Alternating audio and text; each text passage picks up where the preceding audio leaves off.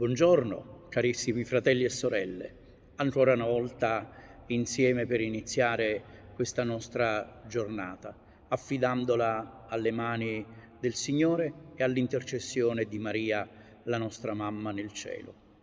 A lei il nostro buongiorno.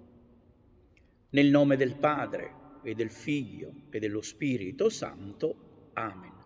Regina dei cieli, rallegrati, alleluia. Cristo che hai portato nel grembo, alleluia. È risorto come aveva promesso, alleluia. Prega il Signore per noi, alleluia. Rallegrati, Vergine Maria, alleluia. Il Signore è veramente risorto, alleluia. Preghiamo. O Dio, che nella gloriosa risurrezione del tuo Figlio hai ridato la gioia al mondo intero, per intercessione di Maria Vergine, concedi a noi di godere la gioia della vita senza fine, per Cristo nostro Signore. Amen. Il nostro pensiero a Maria, che vogliamo stamattina ricordare come serva del Signore. Nel Vangelo di Luca così leggiamo: in quel tempo l'angelo Gabriele fu mandato da Dio in una città della Galilea chiamata Nazaret, a una vergine, sposa di un uomo della casa di Davide, chiamato Giuseppe. La vergine si chiamava Maria. Entrando da lei disse: «Ti saluto, piena di grazia, il Signore è con te». A queste parole ella rimase turbata e si domandava che senso avesse un tale saluto. L'angelo le disse: «Non temere, Maria, perché hai trovato grazia presso Dio. Ecco, concepirai un figlio, lo darai alla luce e lo chiamerai Gesù. Sarà grande e chiamato Figlio dell'Altissimo. Il Signore Dio gli darà il trono di Davide suo padre e regnerà per sempre sulla casa di Giacobbe, e il suo regno non avrà fine». Allora Maria disse all'angelo: «Com'è possibile? Non conosco uomo». Le rispose l'angelo: «Lo Spirito Santo scenderà su di te e su te stenderà la sua ombra la potenza dell'Altissimo. Colui che nascerà sarà dunque santo e chiamato figlio di Dio. Vedi, anche Elisabetta, tua parente, nella sua vecchiaia ha concepito un figlio, e questo è il 6° mese per lei, che tutti dicevano sterile. Nulla è impossibile a Dio». Allora Maria disse: «Eccomi, sono la serva del Signore, avvenga di me quello che hai detto». Nel Vangelo di Luca, per 2 volte, la Beata Vergine si professa la serva del Signore, quando acconsente all'annuncio dell'angelo e quando magnifica Dio per le grandi cose che in lei ha operato. Il titolo di serva del Signore rivela il suo pieno significato e l'intrinseca portata alla luce dei canti del servo del Signore, del profeta Isaia. La misteriosa figura biblica che trova il suo compimento in Cristo Gesù, venuto non per essere servito, ma per servire e dare la propria vita in riscatto per molti. Dio ha costituito la Beata Vergine, umile sua serva, madre di Cristo, a Lui intimamente associata. Maria, figlia di Adamo, come insegna il Concilio Vaticano II, acconsentendo alla parola divina, è diventata madre di Gesù e, abbracciando con tutto l'animo e senza essere appesantita da alcun peccato la divina volontà di salvezza, si è offerta totalmente come serva del Signore alla persona e all'opera del Figlio suo, mettendosi a servizio del ministero della redenzione sotto di Lui e con Lui, con la grazia di Dio Onnipotente.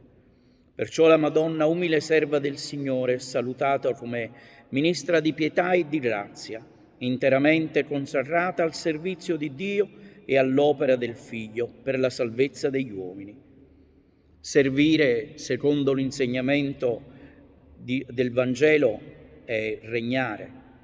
Maria, umile ancella, è elevata alla dignità regale, poiché molto ha servito il Cristo. Dio Padre l'ha molto onorata e poiché aderì pienamente al suo volere, Dio stesso l'ha esaltata come regina gloriosa accanto al trono del suo Figlio. Il nostro racconto quotidiano.